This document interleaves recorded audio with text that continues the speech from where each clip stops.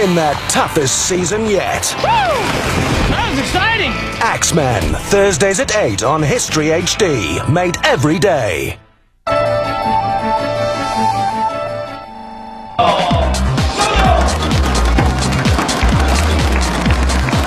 These Koreans are world leaders in online gaming.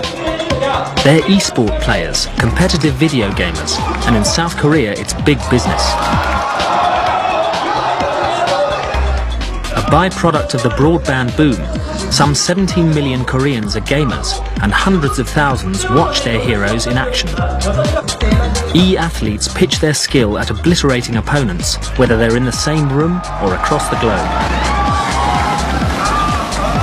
Matches are broadcast onto dedicated TV channels, and the top players' fan clubs are bigger even than many K-pop stars.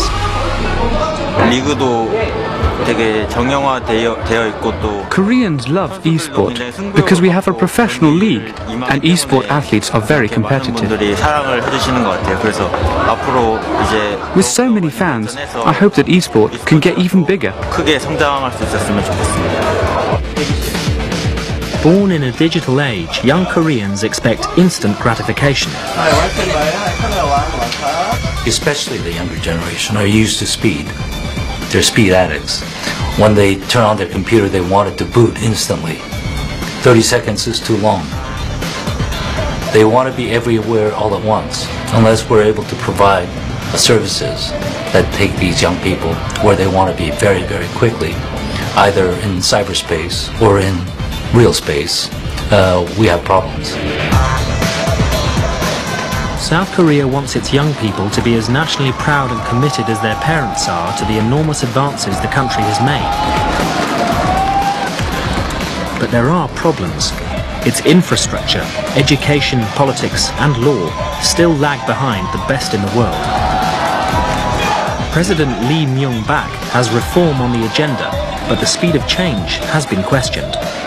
A lot of Koreans really mistrust their political elite, their judiciary, even their own military. So there are lots of areas where the Koreans still feel that reform is needed. The problems are very clearly diagnosed, even by the government itself, but they feel that there's only very, very tepid reforms being pushed to try and change those institutions. Socially, there was a great deal of pent-up resentment at government policies that didn't seem to provide for increasing amounts of welfare for the population as a whole. That is changing. The Korean government's public welfare budget has increased dramatically in the last decade and a half, where today it takes up the lion's share. This big industrialization, though, does have a dark side to it, because although Korea could be incentivized to work like this, it became almost a compulsive working society. People became addicted to their work, and in many ways they still are. In modern era, one expression has become synonymous with Korean character, 빨리빨리. It's a hurry, right? It's been a hurry culture with its positive and pejorative connotations. I think we have learned from this. A lot of these things we have achieved in such a short period of time is because of hurry and pali culture.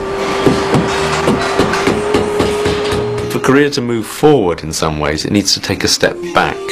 Its education system and its companies are locked into a certain way of thinking, of rote learning, of mass production, and there needs to be a sense of how do we incorporate creative thinking, innovation, different types of companies into our economy. How do we allow the middle order, more innovative companies to stand on their own and not be eaten by the chaebol.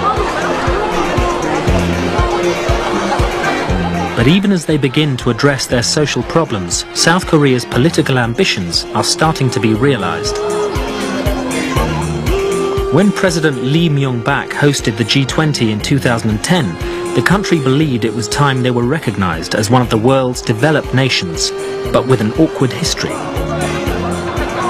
Because of North Korea always sitting there looming on the border, South Korea has always wanted to be known for, first of all, its democratic triumph and throwing off a military dictatorship at the end of the 1980s that then was almost celebrated by the Olympics. Then, later in 2002, we have the World Cup shared with Japan, which they saw as another great coming out festival, which again so upset North Korea that they tried to upset it with a naval battle off the coast at the same time. And then more recently, last year, we had their presidency of the G20. At the G20, the South Koreans presented an initiative suggesting a different way to give aid to underdeveloped countries. And the head of the IMF praised Korea for its intellectual leadership. Now, we spent a lot of time in the history of Korea looking at Korea as a nation that was a fast follower, that was master of catch-up or being a copycat. So when he went out and praised some of the economists from Korea as being intellectual leaders, that was something new. I think over the next decade we're certainly going to see more and more spheres of life where the Koreans are giving leadership, ideas and creative thinking, fields where we haven't even seen them before.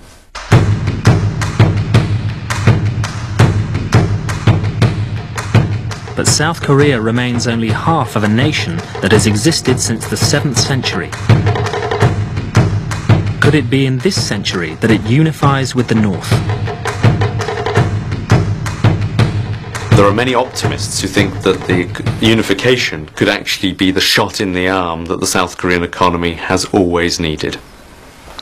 That there's going to be a cheap workforce, there's going to be room for development of South Korean factories up north, that always South Koreans are looking for that point of comparison with Japan. Will unification be the thing that gives us that extra fillip and brings us up to the level that the Japanese are at? Even without unification, to progress and get that competitive edge, South Korea needs its trademark on products.